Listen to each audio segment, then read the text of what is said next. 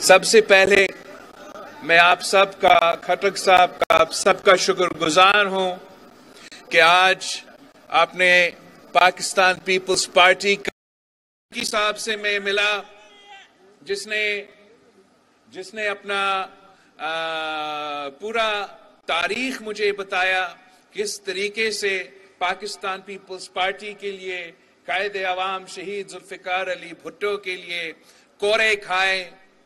और खास तौर पे हम जब यहाँ नौशहरा पहुंचे हैं तो ऑफ कोर्स लियाकत शबाब साहब का कमी महसूस हो रहा है पाकिस्तान पीपल्स पार्टी के लिए, जिन्होंने जिंदगी भर खिदमत की, जिदोजहद की, शहीद मोहतरमा बेनजीर भुट्टो के साथ शाना बशाना खड़ा रहा, वालिद साहब के साथ काम किया। मुझे भी मौका मिला लियाकत शबाब साहब के साथ काम करने के लिए, और अब मुझे ये पाकिस्तान पीपल्स पार्टी का कन्वेंशंस का जो सिलसिला चल रहा है उसे मुझे महसूस हो रहा है कि पख्तूनख्वा के जियाले जाग चुके हैं।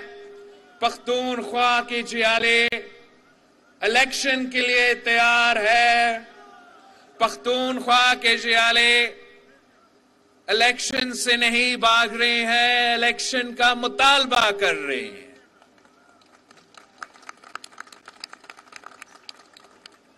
पाकिस्तान पीपल्स पार्टी जो खैबर पख्तूनख्वा के जियाले हैं, इन्होंने ना सिर्फ दो आमिरों से, 3 आमिरों से बल्कि मुकाबला किए, मगर साथ साथ जिस तरीके से दहशतगर्दों का, इंतहा पसंदों का आंखों में आंखें डालकर मुकाबला किया,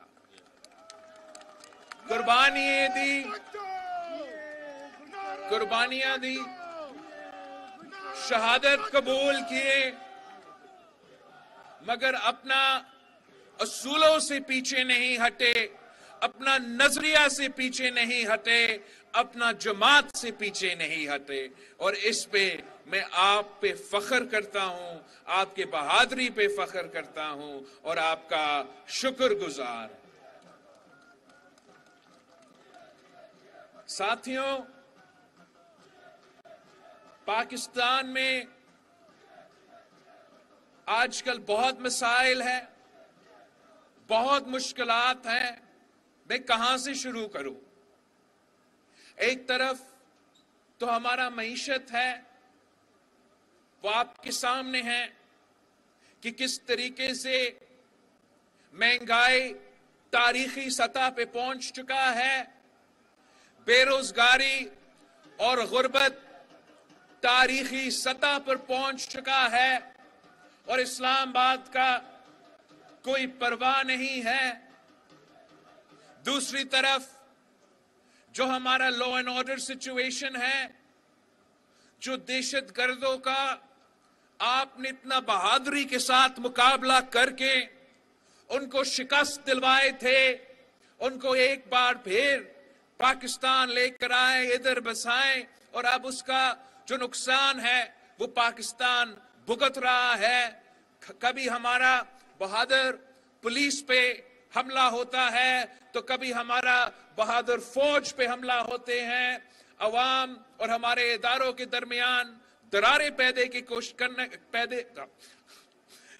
फासला पैदा करने की कोशिश कर रहे हैं। मेरा भी उर्दू कमजोर है जैसे आपका उर्दू कमजोर है, मगर काम तो चल लेता। तो एक तरफ मईशत, दूसरी तरफ दहशतगर्दी का लहर, दहशतगर्दी का आग, दहशतगर्दी एक बार फिर अपना सर उठा रहा है। फिर साथ साथ एक सियासी और एक जमहूरी बहरान, जो सियासतदान जिन्होंने अपने पूरा जिंदगी जमहूरियत के लिए जमहूरियत की जिदोजहद में गुजारे हैं, आज वो मायूस हैं। वो सवाल पूछ रहे हैं कि क्या ये वही जमहूरियत है जिसका वादा कायदे अवाम ने हमसे किया था। अवाम पूछ रहे हैं कि क्या ये वो जमहूरियत है जिसके लिए शहीद मोहतरमा बेनजीर भुट्टो ने शहादत कबूल की, जिसके लिए कायदे अवाम ने शहादत कबूल की। हमारा मुआशरे में इतना तकसीम, इतना नफरत मैंने पहले नहीं देखा है। और मैं समझता हूं कि अगर हमने ये तमाम मसाइल का हल निकालना है, चाहे वो मुआशी हो, चाहे वो हमारा सिक्योरिटी के लिहाज से, दहशतगर्दी के लिहाज से, अफगानिस्तान की वजह से जो मसाइल पैदा हो रहे हैं, या हमारा आईनी और जमहूरी मसाइल हैं, इन तमाम मसाइल का हल वो सिर्फ और सिर्फ पाकिस्तान पीपल्स पार्टी निकाल सकती। वो इसलिए कि पाकिस्तान पीपल्स पार्टी अपने लिए नहीं सोचती, पाकिस्तान पीपल्स पार्टी मुल्क और अवाम के बारे में सोचती। पाकिस्तान पीपल्स पार्टी समझती है कि अगर हमने इन तमाम मसाइल से निकलना है तो हमें फ्री एंड फेयर इलेक्शंस करवाना पड़ेगा। हमारा उम्मीद है कि चाहे वो इलेक्शन कमीशन हो या चाहे वो चीफ जस्टिस फाइज ईसा साहब हो, वो इंश्योर करेंगे कि जब 8 फरवरी पे इलेक्शन हो तो कोई उंगली ना उठा सके, कोई शिकायत ना कर सके। अगर कोई शिकायत कर सकता है, इल्जाम लगा सकता है, तो फिर इलेक्शंस होने का क्या फायदा है? पाकिस्तान के अवाम का अरबों रुपया खर्च करने का क्या फायदा है? अगर हमने इलेक्शन से पहले रिजल्ट्स तय करना है तो फिर कोई फायदा नहीं है। हमें साफ शफाफ इलेक्शंस चाहिए और उम्मीद है कि इंशाअल्लाह ताला साफ शफाफ इलेक्शंस मिलेंगे। इसलिए कि पाकिस्तान पीपल्स पार्टी के कारकुन जिदोजहद करेंगे कि हमें साफ शफाफ इलेक्शंस दिया जाए। अगर साफ शफाफ इलेक्शंस ना हुए तो जो भी हुकूमत बना वो ना मईशत का मसाइल हल कर सकेंगे, वो ना दहशतगर्दी का मसाइल हल कर सकेंगे, वो ना खाजा सतह पे पाकिस्तान का नुमाइंदगी कर सकेंगे और हम वहीं से शुरू हो जाएंगे। कोई एक साहब वजीर आजम बनेगा तो कोई दूसरा धांधली का इल्जाम लगाएगा, धरना शरना का सियासत करता रहेगा और उसका नुकसान पाकिस्तान के अवाम का होगा। तो मेरा अपील है, मुतालबा है अपने बुजुर्गों से, मुख्तलिफ सियासी जमातों से जो 30-30 साल सियासत कर रहे हैं, जो 70-70 साल सियासत कर रहे हैं, कि आप अपना तारीख को, अपना जिदोजहद को एक इलेक्शन के लिए जाया ना करें। आप अपने मंशूर पे लड़ें, अपने सियासी सोच पे लड़ें और इंतजामिया के जोर पे इलेक्शन ना लड़ें। पाकिस्तान पीपल्स पार्टी की किसी इंतजामिया का मदद की जरूरत नहीं है, इसलिए हम अवाम पे भरोसा करते हैं। हम पाकिस्तान के अवाम पे भरोसा करते हैं कि जब पाकिस्तान के अवाम अपना वोट इस्तेमाल करेंगे तो फिर वो जरूर पाकिस्तान पीपल्स पार्टी के हक में वोट देंगे। और क्यों ना दे, वो सिर्फ एक जमात है, सिर्फ एक जमात है जो हमेशा पसमानदा तबका का नुमाइंदगी करती है। सिर्फ एक जमात है जो अशराफिया का नहीं, अमीरों का नहीं, गरीबों का नुमाइंदगी करता है। सिर्फ एक जमात है जो इस मुल्क के किसानों की नुमाइंदगी करता है, मजदूरों का नुमाइंदगी करता है, तालिबे इल्मों का नुमाइंदगी करते हैं, चारों सूबा का नुमाइंदगी करता है, तो वो सिर्फ और सिर्फ पाकिस्तान पीपल्स पार्टी है।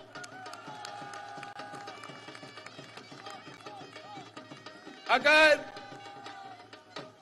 किसानों को जमीन का मालिक बनाया तो वो पाकिस्तान पीपल्स पार्टी ने बनाया। अगर मजदूर को हक मिला तो वो हक पाकिस्तान पीपल्स पार्टी ने दी।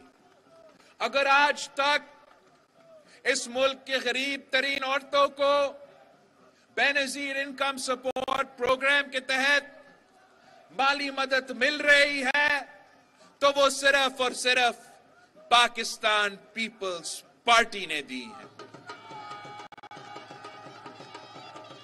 और आज के मसाइल भी कुछ ऐसे हैं, जिस तरीके से महंगाई तेजी से बढ़ रही है, जिस तरीके से गुर्बत और बेरोजगारी में इजाफा होता जा रहा है, तो अवाम को भी ये मालूम है, अवाम को भी ये मालूम है कि इन तमाम मसाइल का हल उस जमात के पास है जिसका नारा है कि मांग रहा है हर इंसान रोटी, कपड़ा और मकान। और पीपल्स पार्टी पे जो तंकीद करते हैं कि ये किस किस्म का नारा है, ये तो 70 का जमाना का नारा है, उनको हम कहते हैं कि जब तक गुर्बत मौजूद है, जब तक बेरोजगारी मौजूद है, जब तक महंगाई में इजाफा होता रहेगा, तब तक पाकिस्तान पीपल्स पार्टी का नारा यही रहेगा कि मांग रहा है हर इंसान रोटी, कपड़ा और मकान। पीपल्स पार्टी के लिए ये सिर्फ नारा नहीं है। हम इलेक्शन के दिनों में नारा लगा के इलेक्शन जीतने के बाद अपना मंशूर नहीं भूल जाते हैं। पाकिस्तान पीपल्स पार्टी अगर कह रही है कि मांग रहा है हर इंसान रोटी, कपड़ा और मकान, तो मेरा आपसे ये वादा है, जैसे कायदे अवाम का वादा था इस मुल्क के अवाम के साथ, जैसे शहीद मोहतरमा बेनजीर भुट्टो का वादा थी इस मुल्क के अवाम के साथ, कि मैं आपके लिए जिद्दोजहद करूंगा, मैं आपके लिए लड़ूंगा, मैं भुट्टोइज्म के मुताबिक इस मईशत को चलाऊंगा, जिससे फायदा अगर होगा तो आम आदमी का होगा, अशराफिया का नहीं होगा। अगर फायदा होगा तो मेरे मजदूरों का होगा, मिल मालकान का नहीं होगा। अगर फायदा होगा तो मेरे किसान भाइयों का होगा, जमींदार का नहीं होगा। ये कोई दकी छुपी बात नहीं है कि हम अवाम की नुमाइंदगी करते हैं।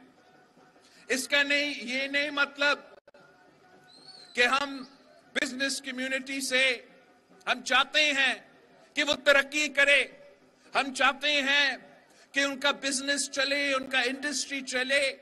यही तरीका है कि मुल्क का मईशत भी चलेगा, मगर साथ साथ हम उनसे मुतालबा करेंगे कि आपको अपना तरक्की को अवाम के साथ शेयर करना पड़ेगा। आपको मजदूरों को उनको अपना तनख्वाह, मेहनत का सिला के मुताबिक आपको तनख्वाह दिलाना पड़ेगा। आपको अपने काम ऐसे चलाना पड़ेगा जिससे आदमी अगर दिन रात मेहनत करे तो उस मेहनत का सिला मिलना चाहिए। अगर ऐसा नहीं होगा तो तरक्की शायद अशराफिया का हो, तरक्की शायद अमीरों का हो, मगर पाकिस्तान का अवाम का तरक्की नहीं होगा। मियां साहब कहता है कि जो ये बड़े बड़े अमीर लोग हैं, जब वो पाकिस्तान में इन्वेस्ट कर रहे हैं तो उनसे सवाल ना पूछे। मैं समझता हूं कि ये गलत है। हम सवाल जरूर पूछेंगे। हम पूछेंगे कि आपने मकामी लोगों को कितना रोजगार दिया है। हम पूछेंगे कि आपने उनका तनख्वाह क्या रखा है। क्या उनका तनख्वाह में इजाफा हो रहा है जब महंगाई में इजाफा हो रहा है? अगर नहीं तो फिर मेरा ख्याल में ये मुनासिब तरीका नहीं है कि मुल्क में अमीर जो है वो अमीर तर होते रहे और गरीब पिसते रहे। इस तरीके से ना पाकिस्तान तरक्की कर सकता है, ना हमारा मईशत तरक्की कर सकता है। और यही मसला है कि पाकिस्तान में जो भी बाकी सियासी जमातें हैं वो सिर्फ और सिर्फ उन बड़े लोगों को नुमाइंदगी करते हैं और आम आदमी का आवाज दब जाता है। जब मैं इंशाअल्लाह ताला आपको नुमाइंदगी करूंगा तो मैं अवाम का आवाज बनूंगा, उनका मसाइल के मुताबिक चलूंगा। इधर उधर ना मेरे वालदा ने, ना मेरे नाना ने, और ना मैं उधर उधर देखता हूं। मैं सिर्फ आपकी तरफ देखता हूं, पाकिस्तान के अवाम की तरफ देखता हूं।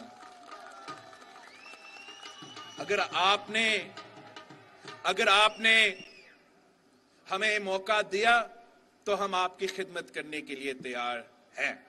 अगर आपका फैसला किसी और का होगा तो वो भी हमारे सर आंखों पे, मगर हम किसी और का फैसला मानने के लिए तैयार नहीं है। हम सिर्फ और सिर्फ पाकिस्तान के अवाम के फैसले मानने के लिए तैयार हैं।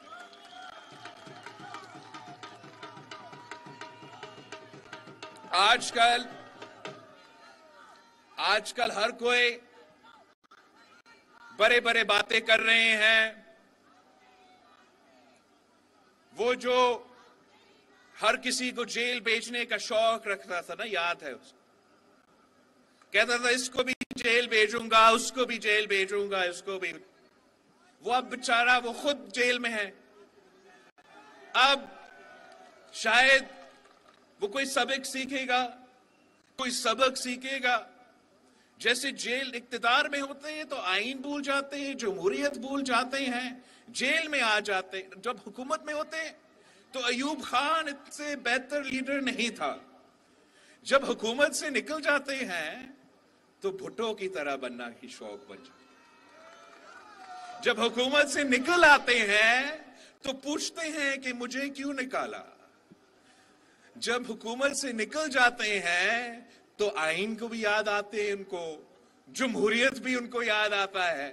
बेहतर यह होता कि अगर हम सब हुकूमत में और ऑपोजिशन में भी इतना आईन का और जमहूरियत का ख्याल रखते तो सबके लिए एक साफ और शफाफ मैदान होता।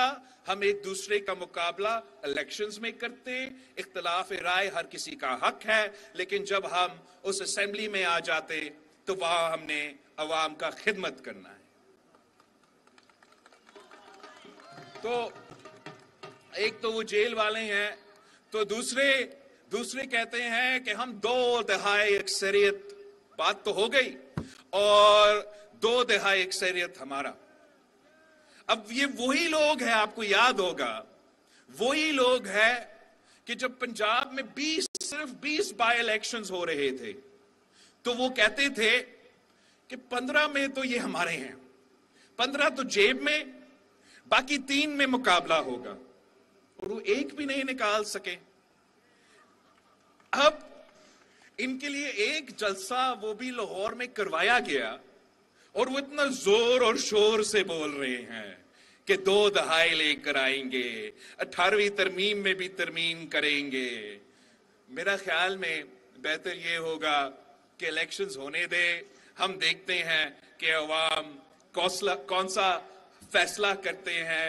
मेरा जाती ख्याल में कि वो लोग जो बाय इलेक्शन से भागते थे, खौफ के डर के मारे भागते थे, जो बल्दियाती इलेक्शन से खौफ से डर के मारे भागते थे ना, उनको अवाम ऐसे जवाब देगा इलेक्शन में कि उनको नस्लों तक याद रहेगा।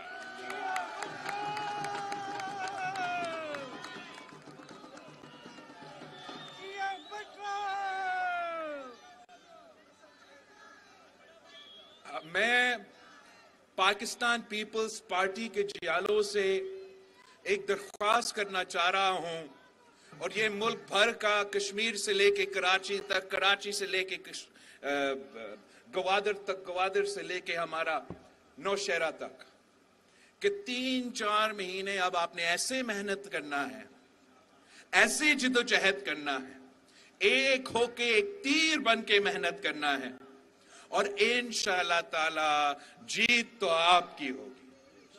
पाकिस्तान पीपल्स पार्टी इलेक्शंस में या इलेक्शन के बाद हम वो ऊंट होंगे कि जहां भी ये ऊंट बैठेगा वहां हुकूमत होगा। आपने बस, और ये ना सिर्फ वफाक में, ना सिर्फ वफाक में, मगर पख्तूनख्वा में, पंजाब में, बलोचिस्तान में, जहां भी इलेक्शंस होंगे, हर कोई वो पाकिस्तान पीपल्स पार्टी की ऊंट की तरफ देखेंगे कि ये ऊंट कहां बैठेगा, वहां फैसला होगा। आपने बस मेरे हाथ मजबूत करने हैं। मैं मानता हूं, कोई इनकार नहीं कर सकता कि गलतियां इंसानों से होती हैं, माजी में बहुत गलतियां हुए होंगे, लेकिन अब आपके लिए एक मौका अल्लाह ताला की तरफ से है, एक मौका है कि अगर हम एक होके जिद्दोजहद करें तो इंशाअल्लाह ताला जीत तीर की होगी, जीत पीपी की होगी, जीत शहीद मोहतरमा बेनजीर भुट्टो और कायदे अवाम का होगा। मैं आप सबका बहुत शुक्रगुजार हूं, और इंशाअल्लाह ताला हमने कल दीर है, कल दीर पहुंचना है। अपर दीर में हमारा इंशाअल्लाह ताला कन्वेंशन होगा, फिर उसके बाद हमने चित्राल जाना है, वहां कन्वेंशन होगा, फिर छोटा सा ब्रेक, इसलिए मैंने क्वेटा पहुंचना है। 30 नवंबर को क्वेटा में पाकिस्तान पीपल्स पार्टी का जो हमारा फाउंडेशन डे है वो मनाया जाएगा, और उसके बाद इंशाअल्लाह ताला जो भी मुझे प्रोग्राम देगा, अगर पंजाब वाले मुझे प्रोग्राम पहले देंगे तो मैं पंजाब पहुंचूंगा, अगर मेरे पख्तूनख्वा का भाई पहले प्रोग्राम देंगे तो मैं आपके पास वापस आ जाऊंगा। इंशाअल्लाह ताला हम दिन रात मेहनत करेंगे, अपने मंशूर पे बात करेंगे, अपना नजरिया पे बात करेंगे, अवाम पे एतमाद करेंगे और इलेक्शन जीत के दिखाएंगे। आप सबका बहुत शुक्रिया, खटक साहब का बहुत बहुत शुक्रिया। जीए Bhutto. Chairman Pakistan peoples party Bilawal